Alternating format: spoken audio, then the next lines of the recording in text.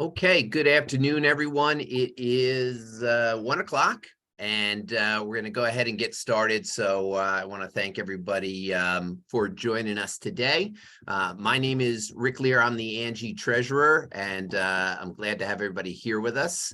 We're excited that everybody could join us for today's workshop, which is called Engaging and Exploring Ecology Through the Eyes of the Osprey. And this is all part of ANJEE's 38th annual winter conference. Before we get started, just a special thank you to our conference sponsors. We've got the Robert Wood Johnson Foundation. This year we have an anonymous donor who is actually a friend of science and environmental education. We like to in New Jersey, and we'd like to thank them. We thank the Institute for Natural History Arts. And we'd also like to thank our keynote sponsor, Nigerian Associates, our award sponsor, Duke Farms, and also BASF for supporting our field experiences. Once we get rolling here, I'm going to go ahead and place the link to our YouTube channel in the chat room, where everyone can see all of our recorded content from past conferences, forums, and other sponsored events. So we hope that you can subscribe to ANJEE's YouTube channel. I'll throw that in the chat once we get rolling here. Let's see, just a couple of reminders for the session. We ask that everyone keep themselves muted throughout the presentation to eliminate any background noise. If you have any questions or comments, please put them in the chat room.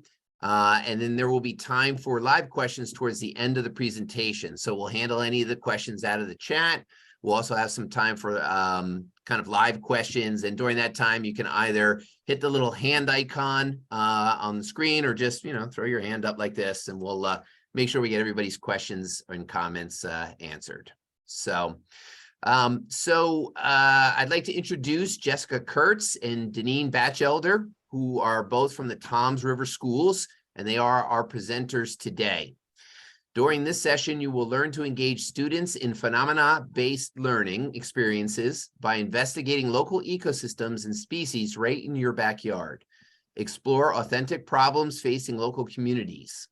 They will share how they designed and accomplished a highly effective and engaging summer enrichment program, including some great professional development that helped them to get there. So enough of me. I'm happy to introduce Jessica and Dinean to get things rolling. So take it away. Okay, well, thank you very much. Welcome, and please bear with us, as this is our very first time presenting on Zoom. So we did a little bit of playing in the last few minutes. I think we're ready. Our presentation is ready. Our Zoom skills might be a little bit off, but fortunately we have Rick here to help. But my name is Jessica Kurtz. I am a 8th grade science teacher at Toms River Schools. I'm also a curriculum writer, and also I write stuff for teacher magazines as well. You want to introduce yourself? Sure. My name is Dinean Batchelder. I have been teaching for quite a long time in both elementary school and in middle school. I have come into this with a lot of curriculum background as well, and have worked on my master's in instructional media, and have some STEM certificates, as well as a certificate in engineering and science foundations from Stevens Institute of Technology. And so I'm really excited to share some of the things that our team was able to come up with this year. And Dinean and I have been working together, we've been back a little bit when you were in elementary school for a long time, but as she came up to middle school, we do a lot of exploring and exciting fun things together. We take a lot of classes and conferences, and a lot of what we put together and the stuff that we put together for our students has come from all of the fun things that we do together. So we have we got a lot of background together. All right, I'm going to attempt to share my screen. All right.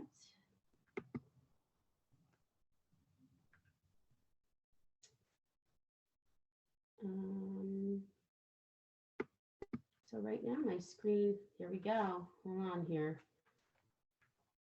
There it is. Okay. Sorry. This is the part I told you have to bear with me on. Share.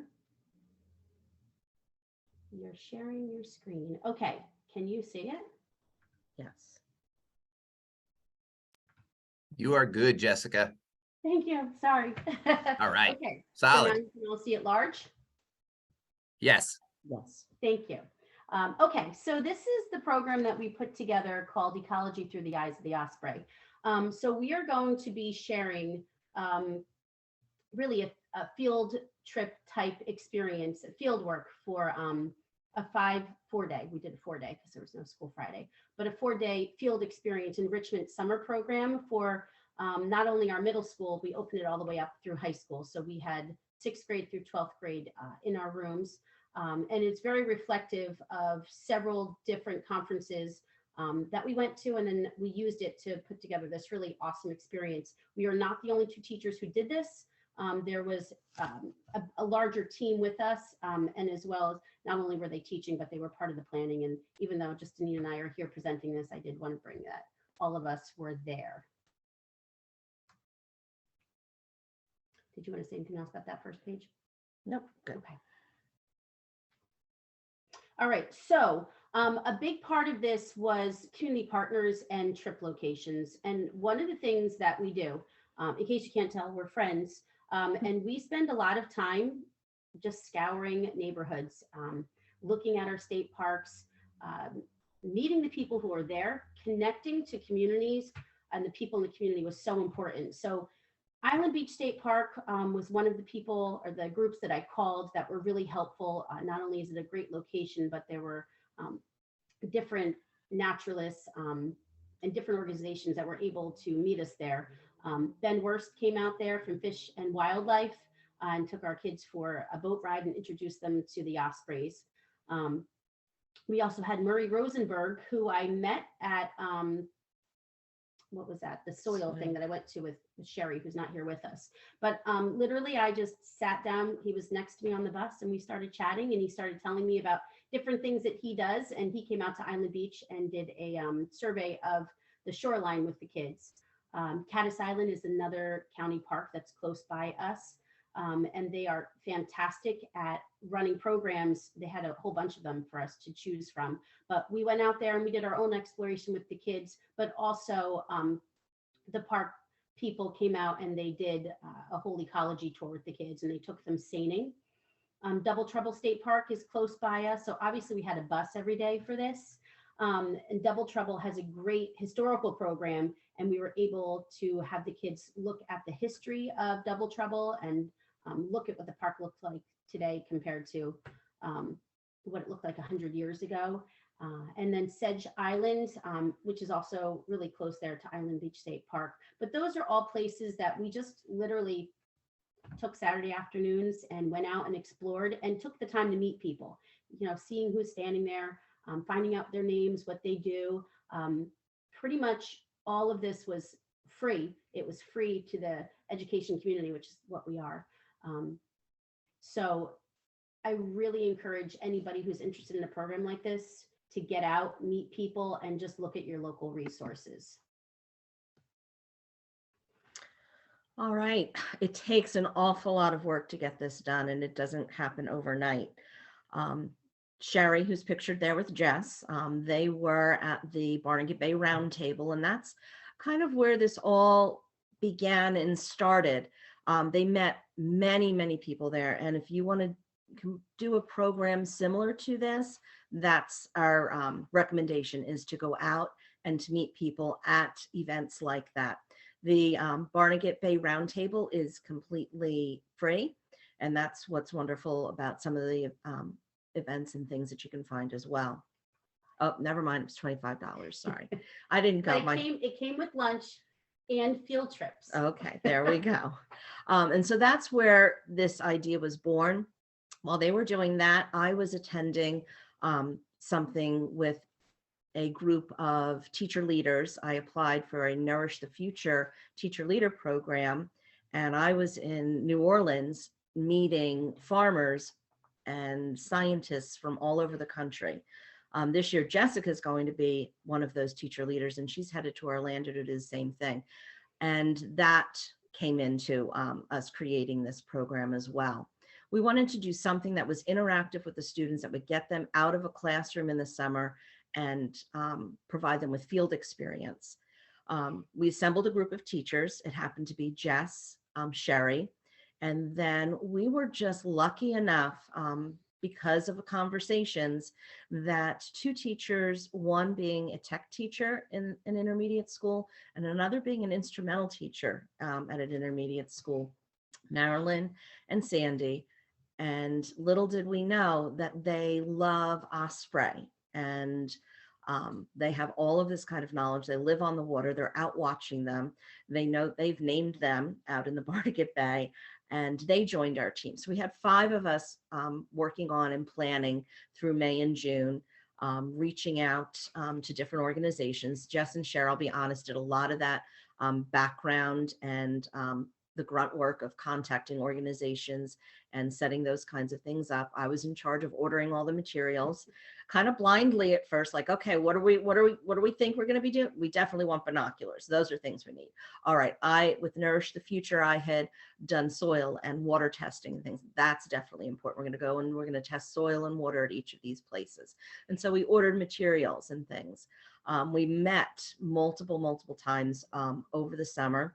While Jess was in Montana at Wings Over Water, which is a program that she will tell you much more about, learning about the Osprey, Cherri and I were back here visiting every single site in the heat, dragging water, dragging soil, and just trying to figure out what the best ways to organize this program.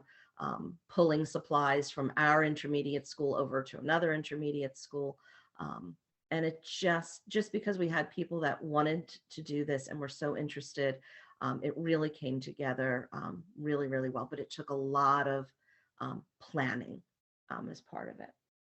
Yeah, and be open to working with teachers who maybe aren't science teachers. That was just such a great thing to bring the different perspectives in. But it's always also nice to work with friends. And Absolutely. It made it a lot more fun. It made it a lot funnier as we were going through the different things. Are we good? Okay. So I'm going to tell you about a couple of programs that are available to you guys right now. They were a big part of prep. Like I said, the experiences that we got at these places, this is what we use to really design our enrichment programs. So this is one of them. It's called Wings Over Water, or WOW for short. It takes place in Missoula, Montana. They are currently accepting applications. And right now, this summer, it's July 10th through 14th.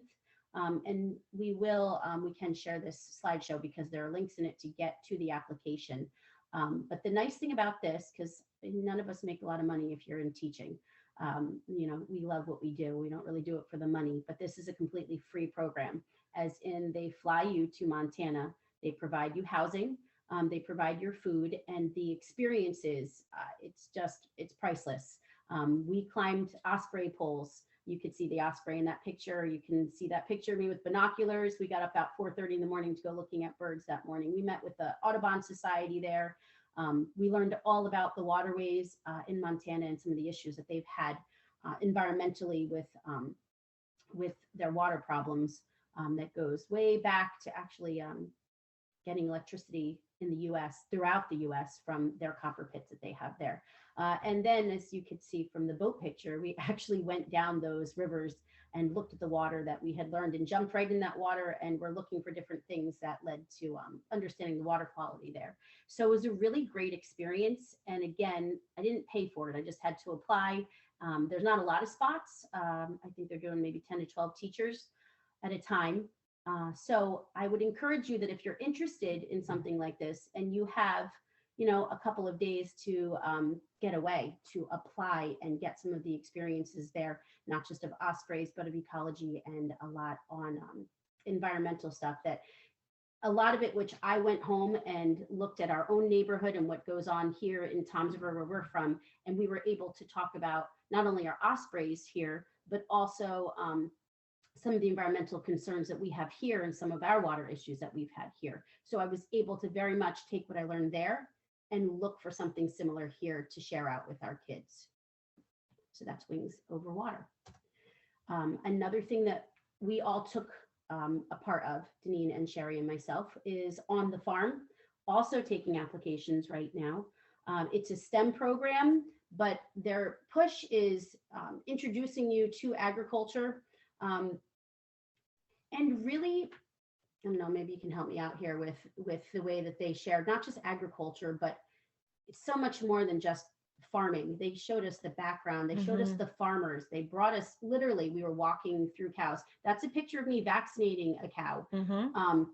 That's a picture on the bottom of us actually in one of the supply houses for McDonald's. So we went through the whole place. We watched all of the production of the meat and how things were done. They gave us a cooking class at the university there on how to prepare beef. That's a picture of Dinean looking at the microscope, looking at, was it zygotes? What were you? Yeah, they were impregnating.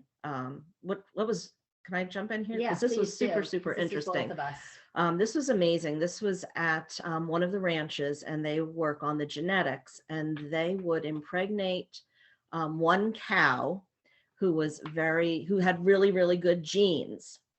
And within 10 days, they would remove that fertilized egg and they would impregnate it in another cow that was known to be a good mother. And they go through this process time after time after time. And this is where we're getting the best beef products that we can get for our consumption for eating. It was just very, very fascinating, things that you never even knew or never even thought they were doing out there, seeing it real life and seeing it happening. It was just fascinating. It was an experience that just opened my eyes to the worlds of how caring these farmers are. I think sometimes they get a bad rap, and the things that they are really trying to do to be more sustainable, to be friendly to our environment. The reason that they're bringing teachers into these kinds of activities is so that we can bring back to our students, not necessarily my students in New Jersey going to be beef farmers, but what they need is they need students involved in the STEM fields. They need scientists, they need engineers, they need mathematicians, they need computer scientists to help them be better, to help them take this industry and move it on to be sustainable, to be environmentally friendly. Yeah, so even though it was a farm one, there was so much environmental and sustainability there that a lot of that was brought home and integrated into what we did in the summer program. So they are accepting applications right now. And one of the fun things about this, you can apply by yourself, but if you have a group of friends, and obviously we came as a group of friends and that was a lot of fun, they will take teams of 2 to 5. So you can apply together and get in together. And it's always more fun with friends. So again, all expenses. Yep. I'm gonna plug here. I just want to point out somebody in that top picture up there is the state teacher of the year. Yeah. And Jess and I would not be where we are today if it wasn't because of Christine Gertain from our district, who encourages us to jump out of our comfort zone and literally go to the fields and learn. I know nothing about agriculture until I jumped on and joined Christine on this adventure. In that picture, she's the tallest woman in that group. And I just want to shout out to her because she's amazing and is just a phenomenal teacher leader. And I wouldn't have done the things that I've done without her. I agree. All right. So Nourish the Future is the third thing that we've been involved with. And I just was accepted as one of their 2023 teacher leaders. They pick 12 a year. So I'm very new to what they're doing, although I see a lot of links between them and what we were talking about on the farm. And Dinean, she just finished being a teacher leader. So I'll let her share about that. With Nourish the Future, they take about 25 teachers from across the country that have applied. And it is a program really that is educating teachers, again, with the same kind of goals that the farm industry had with On the Farm, to teach teachers about agriculture and make those STEM connections. It was a phenomenal program. There are about 3 or 4 different web webinars that you go through. And it's a leadership program. There's a book that we read, and we work on leadership skills and how to be better leaders within our districts. We had to figure out a problem. I had to figure out a problem that I could work on throughout the year. And ironically, the problem that I came up with for our district was summer enrichment. And unbeknownst to my supervisor or Jessica or the rest of the team of teachers that I was working with, that was my goal. My goal was to come up with a new innovative summer enrichment program for the students in our district that would be different and allow them to really stretch and learn. In the past, we've done a lot of water robotics and other kinds of things. And I just felt like that's great. There are some kids that love that robotics, but it's a summertime, let's get them outside. And that came from the Nourish the Future and learning about leadership and that kind of role. Within Nourish the Future, you also go to something called the Commodity Classic. The Commodity Classic is for farmers. Farmers from literally all over the country come to this event. It was in New Orleans last year, and the place that it was held was literally 2 miles long. The farm equipment that they had in there was phenomenal and amazing. But what I was really shocked by was that NASA was there. Why was NASA there? Because NASA has technology that looks down on the fields that these farmers are growing and can pinpoint where the nutrients are lacking or where more water is needed. There's so many different technologies into the coatings of the seeds, into how they use drones to plant things. The science here is just phenomenal. While I was there an extra day with Christine Gertain, State Teacher of the Year. And we were just going to go on a tour of New Orleans, weren't involved in anything for the day. But as we were listening to different conversations, I heard 2 farmers that were going to go on this bus tour with us talking about aquifers. And I had just come off doing a project of aquifer research with my students. I'm like, oh my gosh, I like interrupted them. I'm like, do you live on the Ogallala Aquifer? Now, before I had started this aquifer project, I didn't know what the Ogallala Aquifer even was. And they were like, yeah. And so I started talking to them about the project that my students were doing and how they were researching the problems and that they were trying to come up with solutions. Those 2 farmers and their wives were amazing. They were like, well, here's our information. Next year, when you do this project, would you like us to come in and talk to your students? And I'm like, all right, gotcha. And so just going to these conferences, you have no idea who you're going to meet, the connections that you're going to make, and the changes that you're going to be able to bring about for your students, and how much more richer that experience is. Nourish the Future, again, worked with people from all over the country. There's a picture down there below of the team of us that were the 22. And I'm so excited that Jessica's going to be able to be part of the 23 team. Yeah, and can I just add, we obviously have a lot of administration backing us and encouraging us. Obviously, we couldn't be a part of this program if the signatures of our principals and supervisors weren't on that. So that's a part of the team, that we have that encouragement, and they give us the time to work together. And they encourage the stuff so much that when I sat down and told my supervisor that I was going to Montana for the Osprey thing, she was like, that's great. That's what you have to teach this summer. That's how this started. My supervisor said that. And I was like, what do you mean teach it? I'm going to be back 3 days before we start the program this summer. And she's like, that's perfect. So we put a lot of this together based on the programs. Before I had even gone to that, we were still able to reflect and make things happen pretty quick. But administration backing you and having good leaders who want to educate their kids this way and therefore educate their teachers this way, I think that's a really big factor. Absolutely. Here. Without our supervisor, we would not have. Another plug. We have great leaders. We really do. This one's you. All right. How did we come up with this activity? Hours and hours of research, hours of planning, but it didn't only happen prior to it. Each and every day we spent at least a half hour to an hour after the students left the program to work out, okay, what worked well, what do we need to revisit with them when they come back to us in the morning.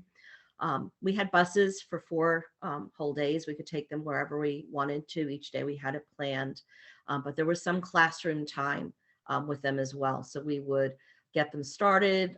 They would be looking at the Osprey cam to see what was happening live in the morning. They would be reflecting on the driving question, what that happened to be, and things like that.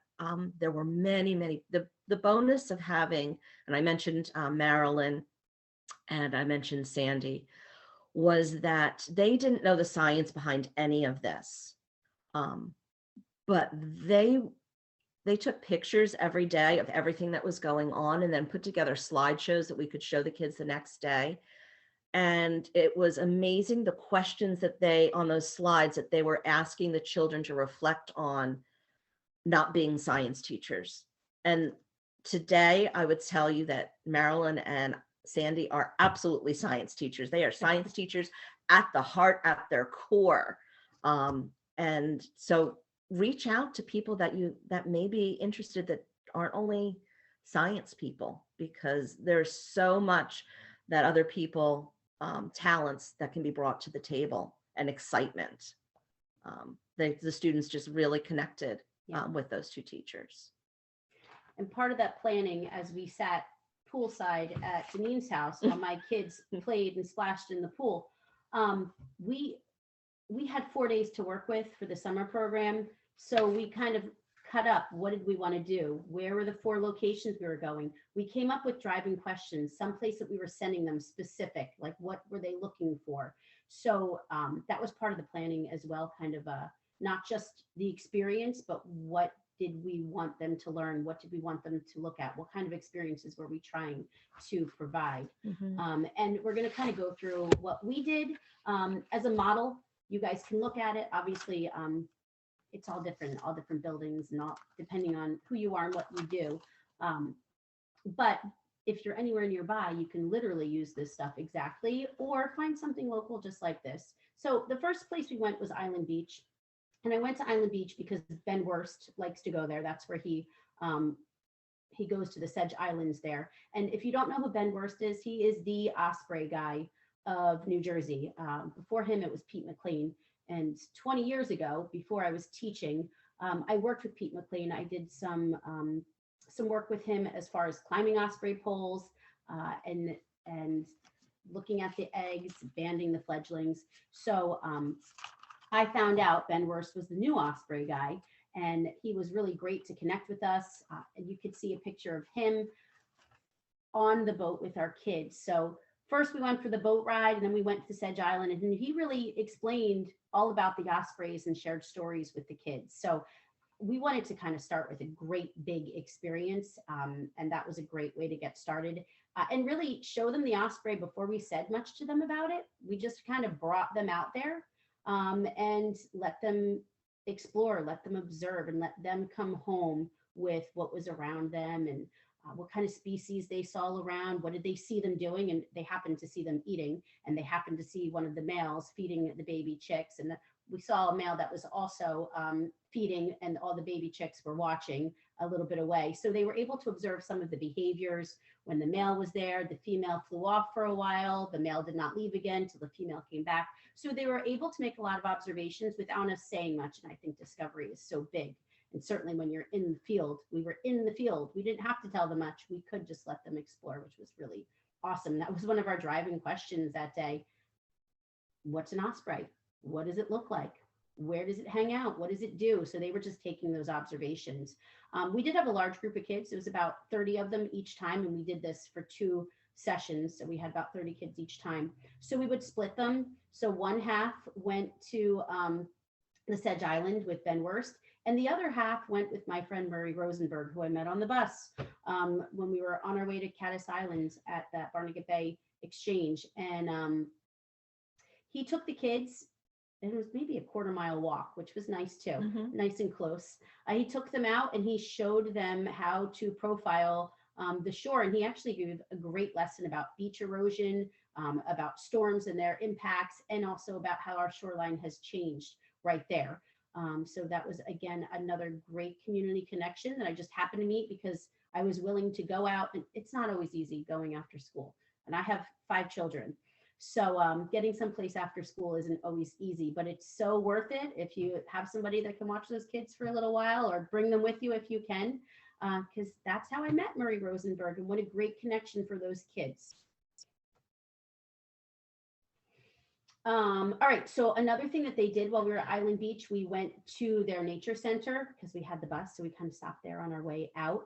And they were able to see their, well, not their first nest, but a nest that has a cam on it, the Pete McLean Osprey cam. So that was the camera that I had them watching a lot as we moved through the week, because it wasn't just any Osprey cam, it was their Osprey cam. They saw those babies, and they saw the nest. So that was another big thing. We also had the Notice Wonder chart. Dinean, you want to share about that? Sure. We would have the kids, in fact, I can show you. I mean, they had a field journal, if you can see that. And each day we would have them jot down some information. We would have them jot down who the specialists were. We'd have them jot down the driving question for the day, where they, at the end of the day or the next day, sometimes because we would run long on the trips, to then reflect on that and answer it. But Notice Wonder charts were an excellent opportunity for the students each day to jot down what they were observing. We would try to do what we called just a 1 minute, just sit, just listen, just look, don't talk to each other. What are you hearing? What are you seeing? What are you smelling? Use your senses and jot down those things. And not only jot down what they were observing, but jot down the questions that you have. It's so important as scientists that we question things and that we're curious. And so this is a technique I use in my classroom all the time too. I make them use a Notice and Wonder chart before we begin different events. Sometimes it's looking at a picture, sometimes it's looking at a video, sometimes it's going out on a walk. But Notice and Wonder charts are a really useful tool to use. And another thing that we started with on day 1, before we even left, besides the obvious things of like safety and how to act and not to act in the field, was to show them a chart of the population changes of ospreys. And we didn't say anything else. We just let them observe the chart. And obviously they saw the sharp decline and then the very slow incline of the populations. And we didn't tell them anything about the hows and the whys. We just let them notice it. And let them kind of wonder and talk about it as they went through the next couple days. And those pieces were collected as we went to different places. So that was also part of our day 1. That was like not just the driving question of the day, but really a driving thing of the entire week. On our second day of our experience, we took a ride to a place called Double Trouble State Park. Double Trouble State Park, it is an old facility, historic facility. There's a cranberry bog there that's not functioning currently. It was probably about 10 years ago, I believe. There's an old sawmill there, and the students got to visit both the sawmill and the old cranberry production area with an historian who knows all of the history about it. We split our students in half. Half the students went on this historical tour, and they all talked about that. You can see a picture down in the bottom with that historian. And then the other half went on a nature walk. And what we really wanted them to focus on was the differences. We had just been over we were at the ocean, at the bay, at that ecosystem. Now we were in the middle of the Pine Barrens, and we wanted them to really notice the differences. Were there any osprey? Of course, they didn't find any osprey. They found some other really, really cool birds. Herons and eagle was spotted. And that's where we did some water testing. You can see them in the middle of the water there with the kit there. And it was just a fabulous, fabulous day for them to do something a little bit different. For those kids that love a little bit of history, gave them an opportunity for that. And for those that just love to explore and look around, they noticed a lot of different things. We had some really amazing students that would just kind of like stop with their binoculars or stop with their magnifying glasses and examine some of the different plants there, but we did have specialists. I think as teachers, we were more of facilitators, making sure, corralling everybody, making sure their questions were answered. But we had as an historian do the historical tour. We had a naturalist do the nature walk with them. At Caddis Island, we had specialists. And I think that's really a great opportunity to use as well. And it was a great opportunity for me to learn. I learned so much from those specialists and engaging with the kids in that way. And again, free resources. Our Mhm. state parks, they will educate. They want to educate. They are so happy to meet kids who are interested in learning like this. So I think this is a resource that too many teachers and schools are not tapping into. Mhm. Most of these state parks will even come to your school. They'll bring animals, they'll bring presentations.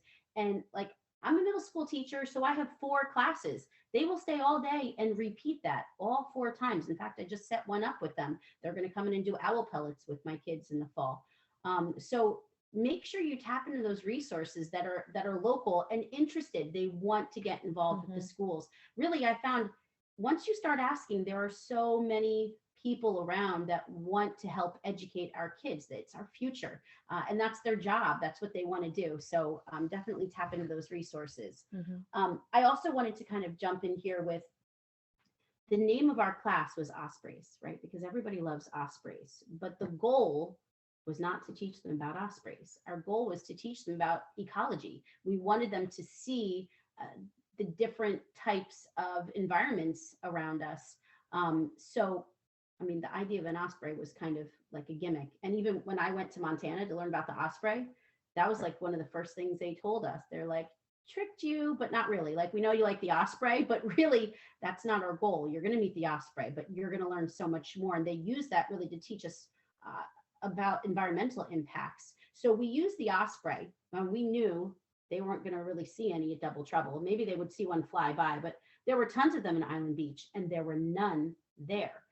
But we really wanted them to focus on the differences ecologically about what they were looking at and why. Why would there be osprey in one place and not in the other? It's not like they're that far apart.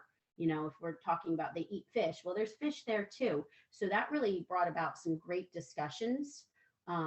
Really, a lot of things led from that. So you can use something that you know kids are interested in to draw them in and motivate them, and they can be taught so much through that, which is what we did here. So the next day we went to Caddis Island, and actually we did a couple days at Caddis Island. So this one was the day that we did a ecology tour with them, where they actually walked us through the salt marsh. Well, I walked the kids to the salt marsh. They did maritime forest stuff, which was really cool. Maritime forest is something that in New Jersey we do not have a lot of.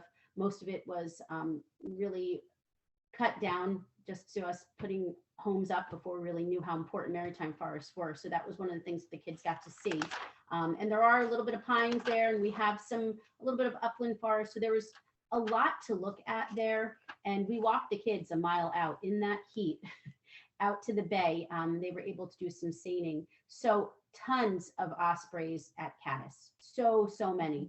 As you're walking that 1 mile out to the bay, we saw dozens. And they were doing all kinds of different things. There were some sitting on the nest. A lot of them were hunting, flying around, and we could hear them talking to each other.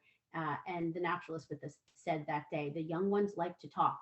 So if you listen, they are just flying around, peep, peep, peep, peep, and just talking to each other, like, look at me, I'm flying, I'm hunting. And as she said that, they were, and all day they were like that. So the kids did a lot of observations of them, but we also asked them to look for what's around. Now that they knew a little bit more, we were a little bit more focused on food chains, biotic and abiotic things that they were interacting with in their environment. And on the ecology part, we wanted them to really get into the salt marshes and, oh, too fast. Whoa, did I go too far? Went backwards. Where are we now? Hold on.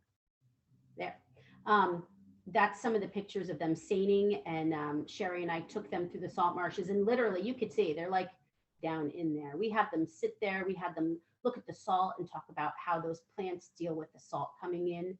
And there's some of the ospreys that we saw out on out on the poles and the nests. And we took the kids on our way out. What part of this was like we needed air conditioning and water, but we went into the education center and they have some really cool Osprey things in there, including that life-size nest that we made them all get into. So that's a group of our kids there. We also collected water samples and soil samples, and the kids got to sing. Did you want to add anything to that? While they were doing that, I was sitting at picnic tables working with students doing water testing and doing soil testing. So we kind of divided and conquered what we were really good at. Jess and Cherri knew a lot about the salt marshes, so they headed there. Marilyn and Sandy were with the seining groups, and then I was pulling kids individually and in small groups to do the other kinds of things. I just backed up one slide because I believe that is the graph that we showed them up at the beginning on the populations. It is.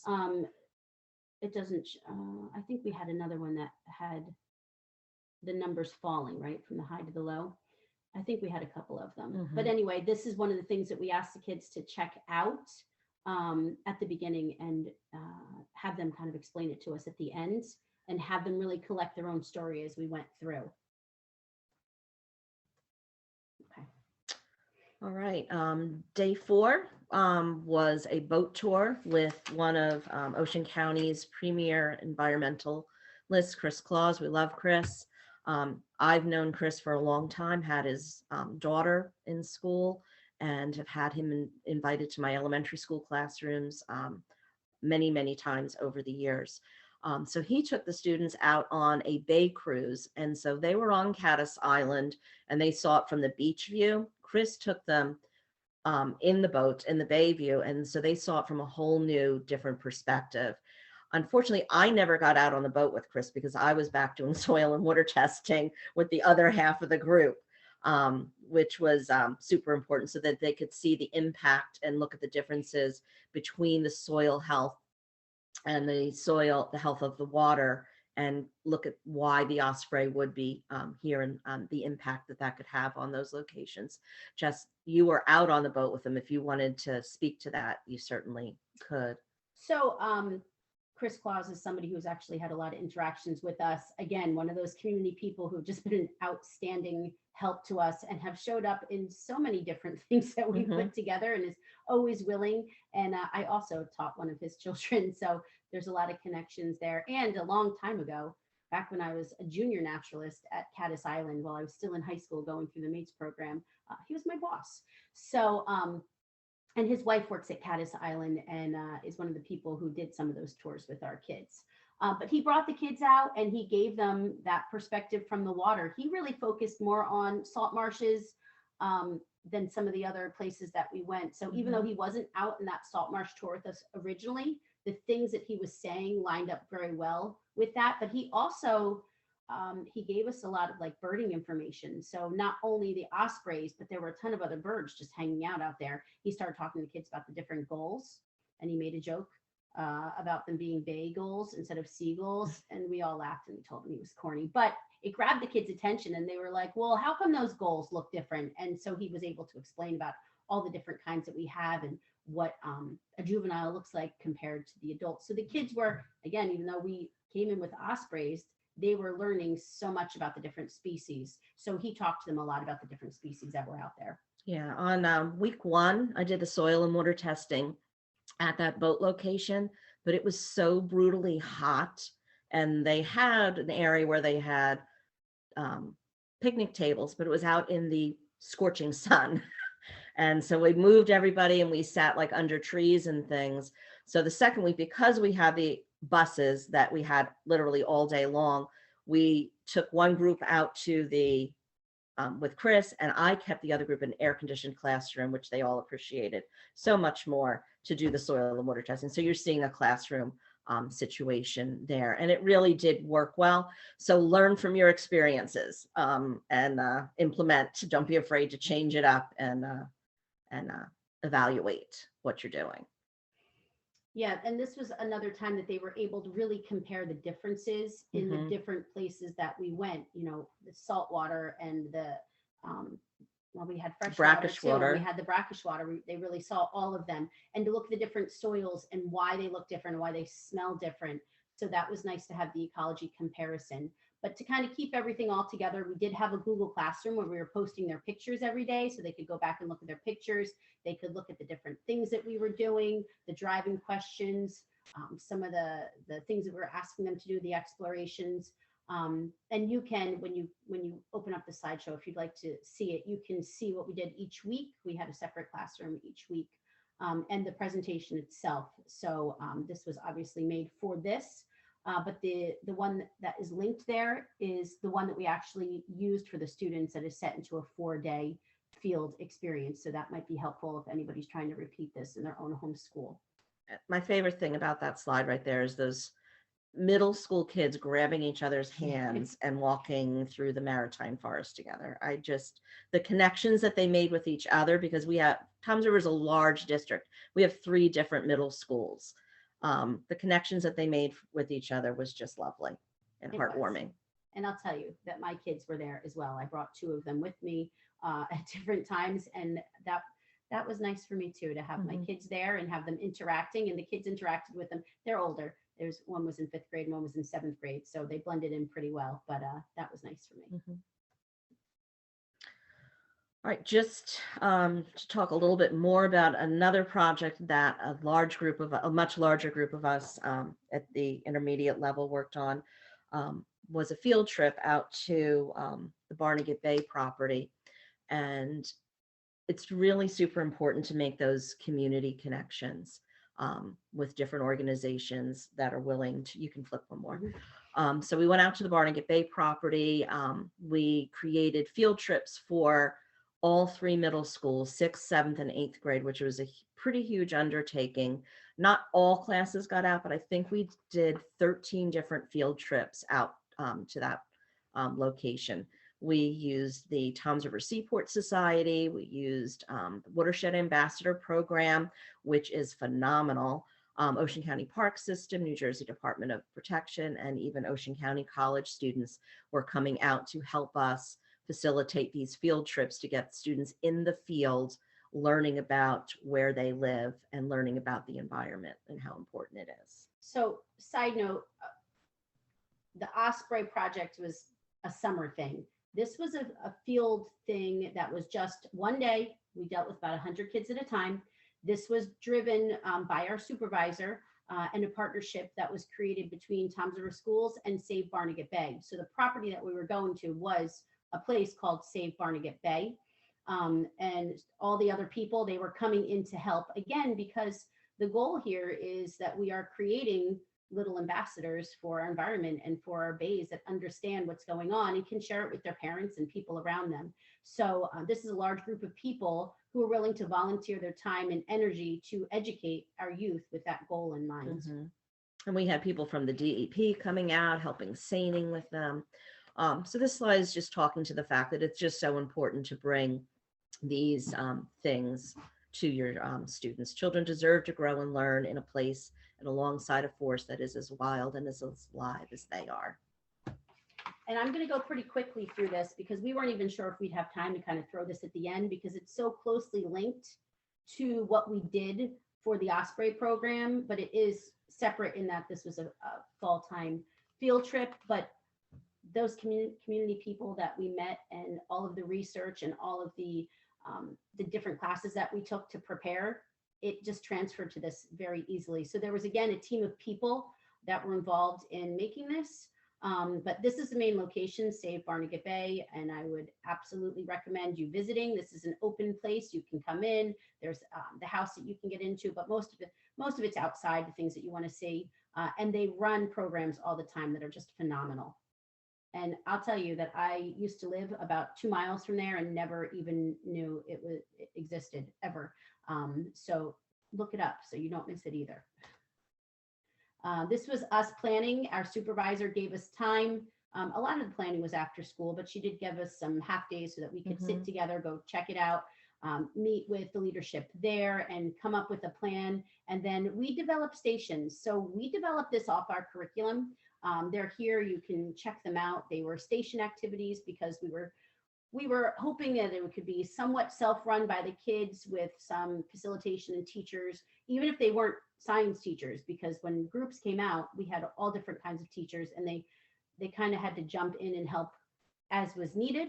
But these were stations that we came up with, again, reflective of what we had been doing in the summer with the programs that we went to. And you can look at them. Some of the teachers developed some of their own stuff that matched what they were doing in their class a little bit better. But we developed the stations. The jellyfish, Cherri and I, sorry, I was just thinking about the way we came up with this, and that we went to a jellyfish presentation, and we tried to reflect it, and we tried to work with it. But when we got there, it turned out there wasn't many jellyfish left. So that was like a kind of an issue. And we kind of switched it to plankton. And some days we switched it to a nature walk. And we kind of literally, you have to be flexible. We're working outside, we're working with volunteers, we're working with different experts. So it was like every time we showed up at the field trip, it was a different kind of field trip. So we just kind of had to work with what we had. And so the jellyfish was great, but kind of turned into plankton, which was also great. You want to talk a little bit about setup? Yeah, we just took different areas to set up each of these different areas. So you can just see there's an amphitheater out there. There are picnic tables available. There was a reflection with benches there. The beach area was great at Save the Barnegat Bay. It had some tables that we could use to set those kinds of things up. Just flip. Okay. And again, these are just some other areas that we utilized to keep the kids separate, but allow them to work. But again, out of the 13 different field trips, probably none of them were the same. And these are students taking a look using the macroscopes. There's Chris Claus. He joined us again to do some seining there, which the students absolutely loved. The problem is getting enough of them in and out of those waders so that they all feel like they got to participate. When you're talking about 100 students in a cycle of 6th, 7th, or 8th graders, it's pretty tough to get that to happen. And we did bring those microscopes out to the beach, drag them out there every day. Again, more pictures of the students enjoying the time that they had out there. They just loved a day where they could investigate and be one with nature and just explore. That was really important. There's the jellyfish station, which turned into the plankton station, which turned into an engineering STEM, design your own plankton station. That's what I mean. Flexibility was key. But again, it doesn't really matter what experiences you come up with. It needs to match you and your kids in your classroom. And you can really come up with whatever, which is really kind of how it turned. Absolutely. Whatever worked for the day. And the kids had such a great time. And the big thing was that they were outside learning science outside. And that's what we need the kids to do. So this does bring us to the end. And we really just encourage you to look at what's available around you. Check in with your administration, see how interested they are in programs like this. Because I think a lot of them they want the kids to get outside, and they're not going to argue with free resources. Your state parks are going to do so much. And even if you can't get to them, give them a call, because a lot of these programs, they're willing to come to you, and they can do a lot, even on your school property. Absolutely. Yeah. And our emails are there for contact information. And I don't know, Rick, maybe you can help me figure out how to share the slideshow, because it has a lot of links. And I think. So I, first of all, thank you, Jessica and Dinean. It was just some of the work that you did to put this together was just amazing. I believe that the slideshow and everything that you presented will be available through the ANJEE website. So that'll be a way for folks to be able to access that after this is done, that we'll be able to kind of post those up there so folks can have access to them. So just a couple of things. I just want to acknowledge we're also, joined today from ANJEE, Grace Ann Taylor, who is from Save Barnegat Bay. Thank you, Grace Ann. Instrumental in this. So we've got a couple minutes for just a couple questions. I will point out to everybody, I did post in the chat the evaluation link. So if you have a moment, please click on that. You can do that. It's a Google form. You'll be able to kind of do that evaluation for the workshop. But just to kind of see if we can do a couple of the questions from the chat, I think this goes back to the training that you were talking about initially, where you went out to Montana. There were actually 3 different that you had posted. One of them was called Nourish the Future.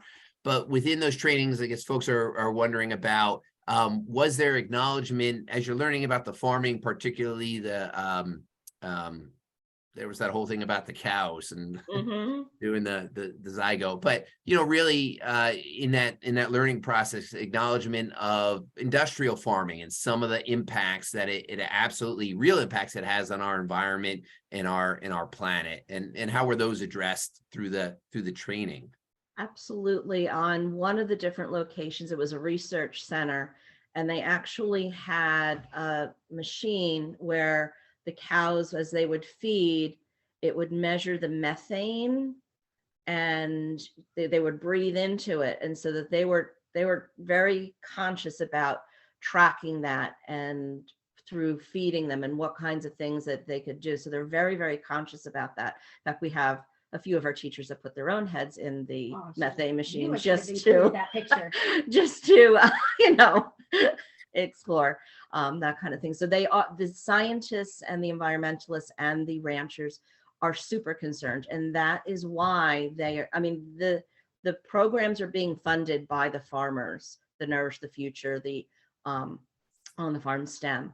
They want teachers to learn, to bring back to their students, to expose them, because they need the scientists, they need the mathematicians, they need the technology, they need all of that, the engineers, to make farming more sustainable, so they can meet those needs, that they can combat the issue of methane in the greenhouse gases and things like that, that they can properly use the soil so that they're not depleting the nutrients from it. They're all super conscious about that. And I think they try to present different types of farms. We went to a little family run farm where the man was walking through and petting the cows and they were following him. And then we went to more research-based ones. And what was that last one we went to? That was a big one. The one where the big ranch. They actually had the Clydesdale horses, yes, the Express, that were just in the Rose Parade. We visited that ranch. I think it was called the Express Ranch. Yes, it was. That was where the high quality genetics were going on. So they showed us different types that would have different effects on the environment. So I think that they really did try to show us different ways to look at things, different ways things are being run, more in the industrial and more on the little family level. And I feel like they didn't push one way or the other. They just wanted to let us come to our own conclusions. And so I'd really encourage that if you have questions, concerns, I would try to get in there and check it out for yourself. And you can ask those questions and you can view it. They are more than welcome. They will answer your questions. I thought they were great at presenting themselves and not pushing how they felt, just allowing us to learn and discover and figure it out for our own and kind of deal with some of those misconceptions that a lot of us come with. So. Right. Thank you. There is a couple questions real quick about the microscopes. That were, what was the power? What strength were you using? Any good sources of microscopes? The microscopes that we used down at the beach? Yes, it looked like the one slide. Maybe that was during the one of the field days. You had them lined up. What kind they were? They came from our science closet and we dragged them out. Grace Ann, do you? I do. All right, here's the answer. Thank you. So fun story, I've been sleuthing. You didn't know I was here, so I appreciate all the compliments. I'm not the president of ANJEE. I'm just signed in to help host the conference today. My name is Grace Ann. I'm from Save Barnegat Bay. So I hosted these fine teachers at our Eco Center this fall, and I believe they were dissecting microscopes. I will say that for what we were using them for, looking at plankton, it's not an appropriate tool. The good news with what we were doing, we're really trying to get the kids outside, get them to understand that there are living things in the water. We were building models and, having them build plankton and see how they sunk or float. And, I think the ideas were driven home well anyway. But if you're looking to do a plankton activity at your school, I would highly recommend getting what's called a compound microscope. It has a higher magnification power, and it'll be able to see more detail. So dissecting microscopes are better for things like looking at, you know, the larger picture. So you can't get that far down in the detail of the item you're looking at. Yeah, that's dissecting microscopes are great for beginners, kids that are new to microscopes, right? Like bigger items that you're just trying to see a little bit closer up. All right. Thank you, Grace Ann. Thank you. Any last minute things from Jessica or Dinean? We're at about 2 o'clock, so I don't want to hold folks up. But any final thoughts or comments? No, I just thank you for coming to our presentation. Yes. We appreciate it. We're happy to share. And if you have any questions, you can email us. We will help you any way that we can. Absolutely. Excellent. So again, thanks again, Jessica and Dinean and everybody who were able to join us today. Couple things, don't forget in the chat here, last couple minutes is the evaluation link. Don't forget also our YouTube channel. I posted that at the beginning in the chat as well, so you can subscribe to that and catch the ones that you missed while you were at this one. There were other workshops going on, so you'll have access to all of those. Thanks again to our conference sponsors, Robert Wood Johnson Foundation, our anonymous donor, and as well the Institute for Natural History Arts. So we thank everybody. We look forward to seeing you in future workshops, and good rest of the day to everyone. Thank you. Thank you so much. Thank you for hosting All right. us. Be well. Thank you.